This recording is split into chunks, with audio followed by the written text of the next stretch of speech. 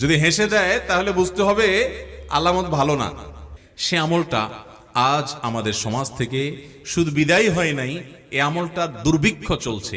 আর এই একটি বিষয় না থাকার কারণে আমরা আজ মুসলমানরা ভালো মুসলমান হতে পারছি না। ভাইরা আমার, আমি প্রায় সময় বলার চেষ্টা করি, নামাজি মুসলমান পরিমাণে কম আছে, নামাজের ত্রুটি বিচ্ছুতি আছে, তাও কিছু আছে।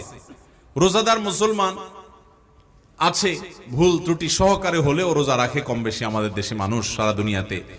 কিন্তু যেই জিনিসটার সবচেয়ে বেশি অভাব সেটা হলো এটি, আর সেটি হলো বান্দার সুন্দর আচরণ, আখলাক। এটা মিজানের পাল্লা সবচেয়ে বেশি ওয়েটফুল আমল হবে। নবী করিম সাল্লাল্লাহু আলাইহি ওয়াসাল্লাম বলেছেন, সূরা তিরমিজিতে এবং আবু দাউদে বর্ণিত হয়েছে, মা মিন শাইইন ইউদাউ ফিল মিজান, বান্দার আমল মিজানের পাল্লা যে উঠানো হবে এর মধ্যে সবচেয়ে ভারী আমল হবে আফকালু মিন হুসনিল খুলুক,